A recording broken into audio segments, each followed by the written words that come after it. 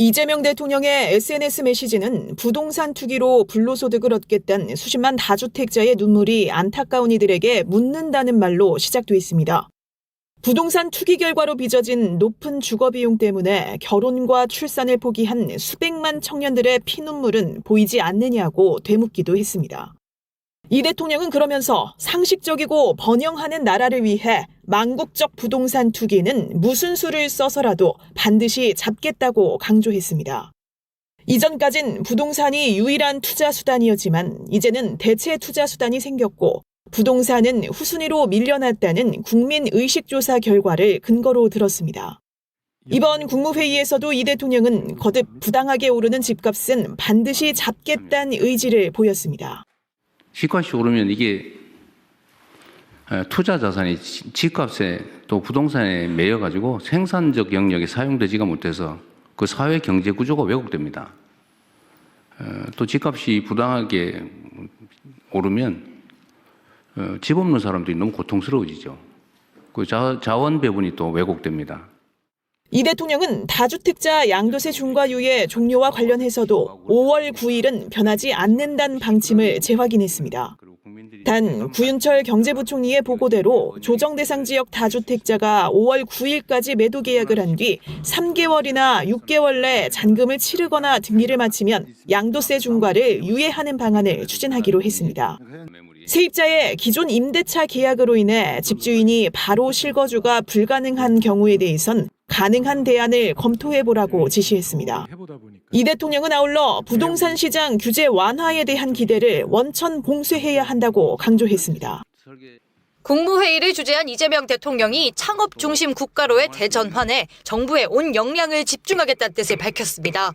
인공지능 시대엔 구조적으로 일자리가 줄어 성장의 폭을 넓힐 수 있는 경제 체질 개선이 중요한데 이를 위해 자유로운 창업 환경이 필요하다고 설명했습니다.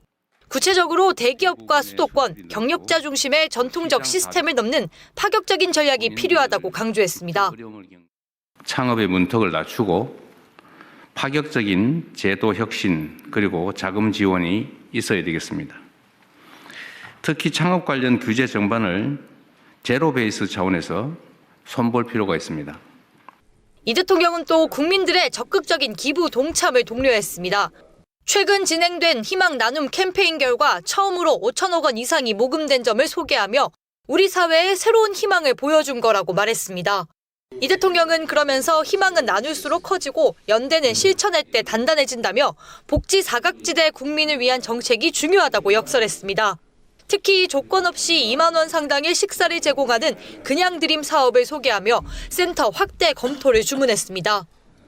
그 단순한 한 끼 때거리가 없어서 이 범죄를 저지르고 또 그에 따라서 뭐 수사를 하고 구속을 하고 대신에 한 끼 때울 수 있도록 우리가 음식물 제공을 하면 이런 사회적 낭비도 줄이고 또 불필요하게 누군가 처벌받는 그런 어려운 상황도 막을 수 있다는 생각에서 이 대통령은 아울러 고병원성 조류 인플루엔자와 아프리카 돼지열병을 비롯해 구제역도 발생했다며 확산 방지와 피해 농가의 보상, 또 현장 방역 공무원의 안전을 살펴달라고 지시했습니다.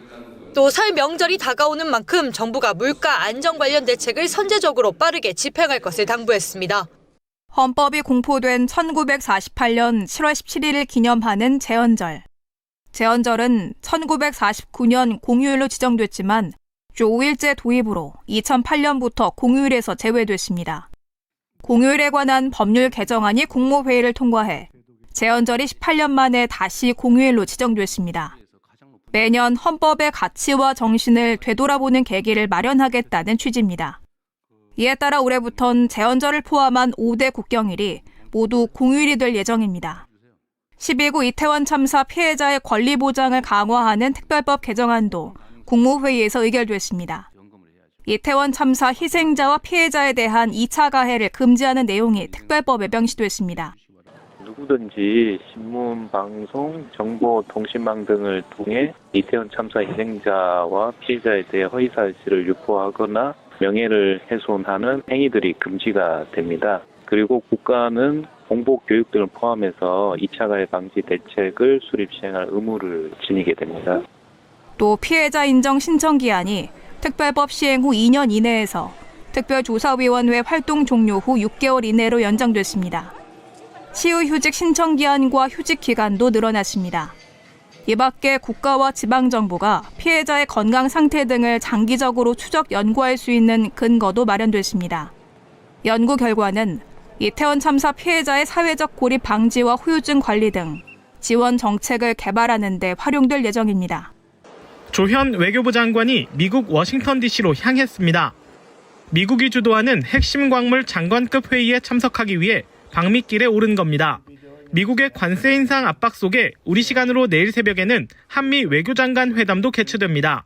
도널드 트럼프 미국 대통령은 앞서 한국 입법부가 무역 합의를 입법화하지 않아 한국산 제품에 대한 관세를 다시 인상하겠다고 으름장을 놓은 상황입니다. 조 장관은 출국 전 기자들을 만나 무역 합의 등이 담긴 팩트시트 이행을 협의할 거라며 특히 미 측에 우리 입법 추진 상황을 설명할 예정이라고 말했습니다.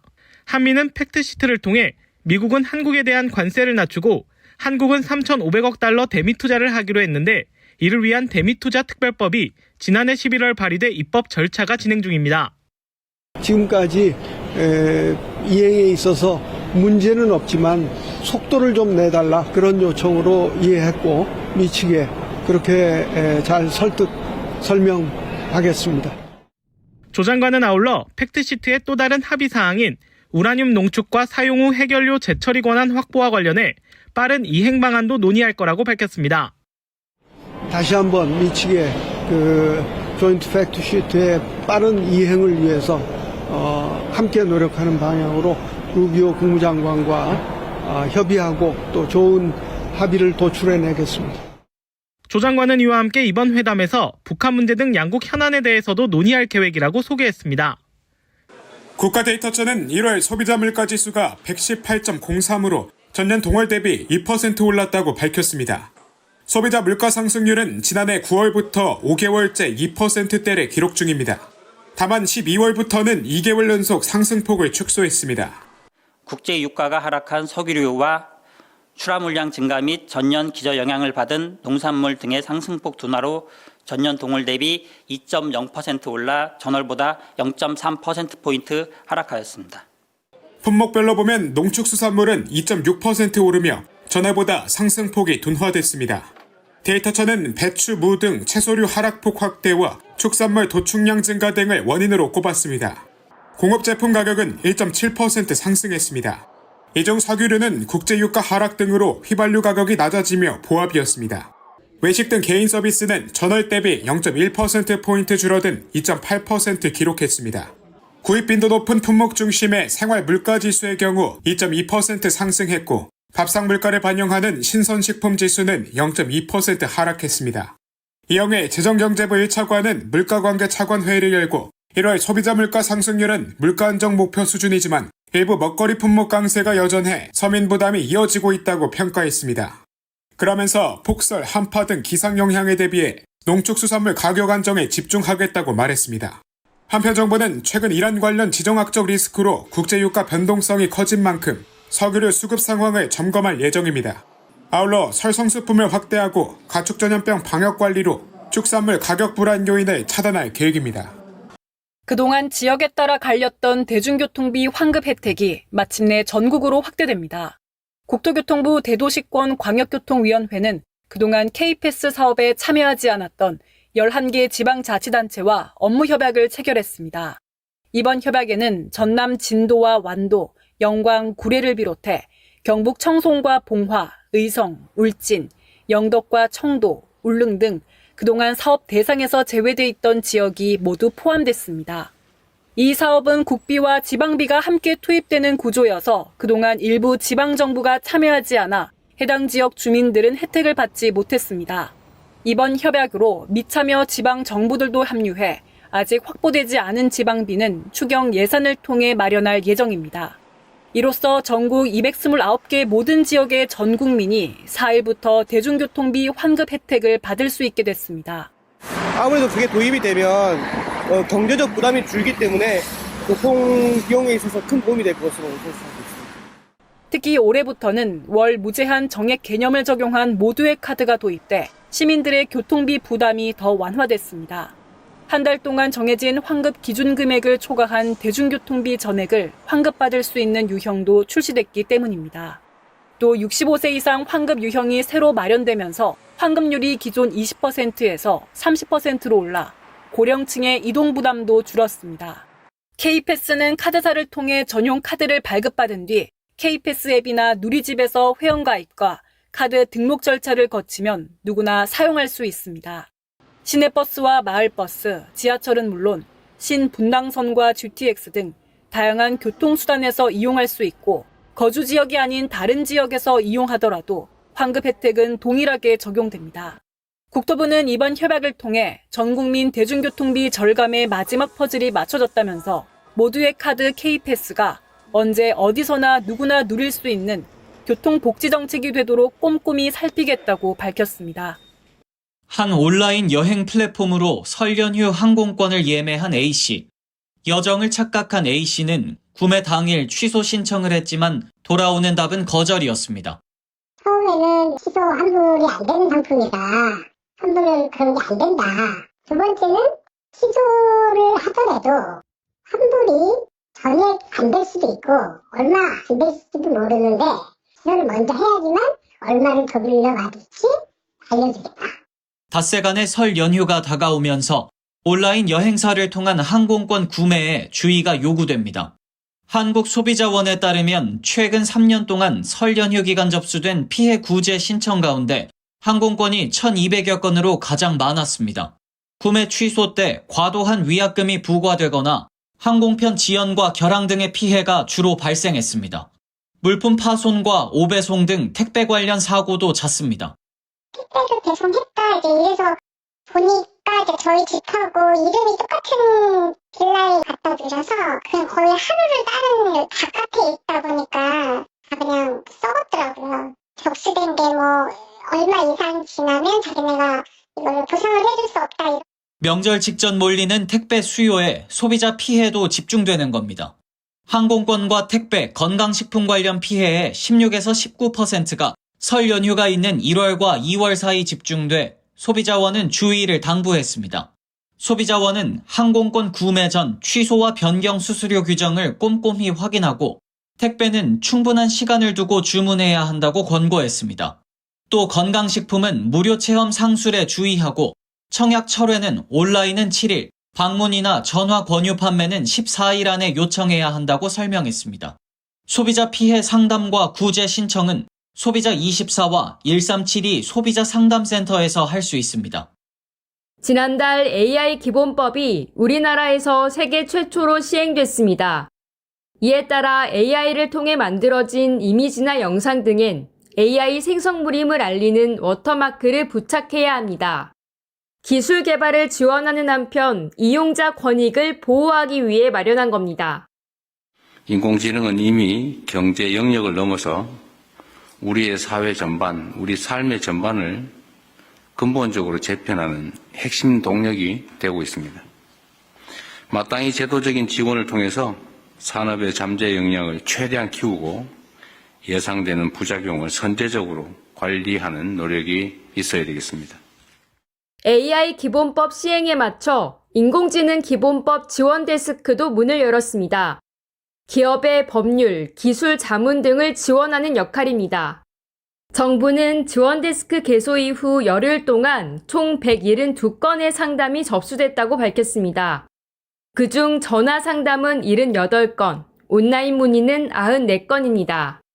전화 상담의 경우 온라인 접수 절차를 비롯해 비교적 간단한 문의가 많았습니다. 온라인으로는 절반 이상이 인공지능 투명성 확보 의무에 대해 문의했고 고형량 인공지능 확인이 뒤를 이었습니다. 투명성 의무의 주요 내용은 인공지능 서비스가 어떤 결과물을 만들 때 AI가 만들었다는 사실을 표시해라라는 규정이거든요. 최근에 이제 스타트업들이 생성형 AI 서비스에 관심이 많아가지고 이런 서비스를 하는데 어떻게 그 의무를 지킬 수 있느냐 이런 것들의 문의가 많이 들어와가지고요. 고형량 AI 해당 여부를 확인하는 방법에 대한 문의도 줄을 이뤘습니다. 고영향 AI는 의료, 채용, 대출 심사처럼 사람의 생명이나 기본권에 큰 영향을 줄 수 있는 인공지능입니다. 정부는 한 달여간 지원데스크에서 자주 접수된 문의를 바탕으로 인공지능 기본법 질의응답 사례집을 다음 달까지 제작, 공개할 계획입니다. 우리나라의 저출생 위기 원인 중 하나로 지목되는 초등 돌봄 공백. 부모 모두가 경제활동을 하는 맞벌이 가정이 지속적으로 증가하면서 공적 돌봄 서비스에 대한 사회적 욕구가 증대되고 있습니다. 하지만 수요에 비해 공간과 인력이 부족해 돌봄 공백은 반복되어 왔습니다. 이런 한계를 보완하기 위해 교육부가 온동네 초등돌봄 교육 추진 방안을 발표했습니다. 온동네 초등돌봄 교육은 기존 늘봄학교를 발전시킨 형태입니다. 늘봄학교는 학교를 중심으로 초등돌봄교실과 방과후 학교를 통합해 운영하는 체제였지만 온동네 초등돌봄교육은 지방정부와 교육청, 지역돌봄기관 등 지역사회까지 함께 참여합니다. 이를 위해 중앙정부 차원의 온동네 초등돌봄 교육협의체를 운영하고 지역별로도 지자체와 교육청이 참여하는 협의체를 꾸릴 계획입니다. 교육부는 지역별 협의체 운영을 활성화하기 위해 올해부터 협의체 운영비 100억 원을 지원할 방침입니다. 초등 돌봄교육의 지원 대상도 기존 초등학교 1, 2학년에서 초등학교 3학년까지로 넓어집니다. 다만 돌봄보다 교육 수요가 많은 초등학교 3학년에게는 연 50만 원 상당의 방과후 프로그램 이용권을 지급하기로 했습니다. 올해는 이용권을 학교 안에서만 사용할 수 있도록 하고 단계적으로 사용 범위를 확대할 방침입니다. 올 한 해 좀 운영을 한 후 그 성과를 분석해서 그 이후 학년으로도 확대할지 여부는 저희가 좀 올 연내에 좀 검토할 예정입니다. 안전한 돌봄교육 환경 조성을 위한 방안들도 내놨습니다. 복지부의 사회서비스 노인 일자리 사업과 연계해 학교별 귀가 지원 인력을 확충하고 어린이 통학버스 운영 확대와 학교 밖 안전사고 보상 확대도 추진할 방침입니다. 연초 판매량은 지난 2018년 64억 갑에서 2023년 62억 갑으로 줄었습니다. 반면 같은 기간 액상 전자담배 판매량은 800만 개에서 1,100만 개로 늘었습니다. 이런 변화는 흡연율의 역주행으로 이어졌습니다. 성인 흡연율은 최근 10년간 꾸준히 감소했지만 2023년에만 돌연 증가한 겁니다. 오는 4월 24일부터 액상형 전자담배도 연초와 동일한 규제를 받게 됩니다. 그동안 합성 니코틴을 원료로 한 액상 전자담배는 담배로 분류되지 않아 규제를 피해왔습니다. 온라인 판매도 자유롭습니다. 그리고 자판기, 담배 자판기도 어디에나 설치할 수가 있고요. 담배값 경고 문구 그리고 그림도 적용되지 않습니다. 광고도 제한이 없습니다. 이에 따라 금연구역에서 모든 담배 제품의 사용이 금지됩니다. 이를 어기면 10만 원 이하의 과태료를 물게 됩니다. 광고에 대한 규제도 동일하게 적용받게 됩니다. 담배값 포장지와 광고에 그림이나 문구를 담은 경고를 표기해야 합니다. 광고는 잡지 게재, 행사 후원, 소매점 내부, 국제항공기 내부 등에서만 제한적으로 허용됩니다. 가약물질 포함 사실을 포장이나 광고에 사용할 수 없고 자동 판매기도 요건을 갖춘 사람만 설치할 수 있습니다. 정부는 4월 말부터 소매점과 제조업자 등을 대상으로 의무 이행 여부를 점검하고 금연구역에 대한 단속에 나설 예정입니다. 아동권리보장원이 그간의 변화를 돌아보고 올해 다시 나아가야 할 시점이라고 강조했습니다. 올해 가장 큰 변화는 기관의 위상 강화입니다. 보장원은 오는 5월부터 국가아동권리보장원으로 간판을 바꿔답니다. 정익중 원장은 단순한 명칭 변경이 아니라 국민들이 국가기관임을 명확히 알고 쉽게 도움을 요청할 수 있도록 문턱을 낮추기 위한 조치라고 설명했습니다. 그동안 수행해온 아동정책과 사업을 국가아동정책 전담기관으로서 더욱 책임 있게 수행하고 현장과 국민께 더욱 신뢰받는 기관으로 나아가겠다는 약속입니다. 입양 제도와 관련해서도 공공성과 책임성을 강화합니다. 그동안 민간 입양기관 등에 흩어져 있던 24만 건의 입양 기록물을 국가기록원으로 이관해 국가 차원에서 체계적으로 관리합니다. 보장원은 기록물 훼손을 막기 위한 소독 절차 등 안전성을 최우선으로 고려하고 있으며 향후 디지털화 예산 확보에도 주력할 계획입니다. 보호가 필요한 아동의 권리도 제도적으로 보완해 나갑니다. 가정위탁 아동의 의료나 필수적인 업무가 지체되지 않도록 위탁 부모에게 제한적 법정 대리권을 부여하고 취약계층 아동의 자산 형성을 돕는 디딤 씨앗 통장 지원도 확대합니다. 한편 보장원이 지난 3년간의 성과를 두고 대국민 투표를 진행한 결과 자립준비 청년을 위한 통합 지원 정책이 1위를 차지했습니다. 이 밖에도 틈새 없는 돌봄 서비스와 학대 피해 아동 회복 지원 등이 국민이 체감하는 주요 성과로 꼽혔습니다. 우리나라로 부는 바람이 온난한 남서풍으로 바뀌며 날씨가 차츰 풀리겠습니다. 3일 낮 최고 기온은 3에서 10도로 예년을 조금 웃돌았습니다. 기상청은 기온 오름세가 목요일까지 이어질 것으로 내다봤습니다. 입춘인 4일 아침 최저 기온은 영하 8도에서 2도, 낮 최고 기온은 4에서 12도겠고 5일은 영하 4도에서 5도, 5도에서 15도를 보이겠습니다. 다만 금요일부터는 다시 영하 10도 안팎으로 떨어지겠습니다. 동쪽 지역의 건조한 대기는 당분간 이어지겠습니다. 또 4일까지 동해안을 중심으로 순간 풍속 시속 55km 안팎의 강풍이 더해지겠습니다. 기상청은 작은 불씨가 큰 불로 번지기 쉬운 상황이라며 산불 등 화재 예방에 각별한 주의를 당부했습니다. 전국 내륙을 중심으로 눈이 쌓여 있는 가운데 빙판길이나 도로 살얼음이 생기는 곳이 많겠습니다. 보행 시에는 미끄럼 방지에 주의해야 하고 차량 운행 시 감속과 안전거리 확보가 필요합니다. 중국이 서해에 무단 설치한 구조물 중 하나인 관리시설을 잠정 조치 수역 PM지 밖으로 이동시킨 것으로 파악됐습니다. 외교부 당국자는 서해 구조물 관리시설이 1월 31일부로 웨이하이향 쪽으로 이동한 것을 확인했다고 밝혔습니다. 또 남아있는 2개의 구조물과 관련해서도 중국 측과의 건설적인 협의를 통해 진전을 만들어 나갈 것이라고 덧붙였습니다.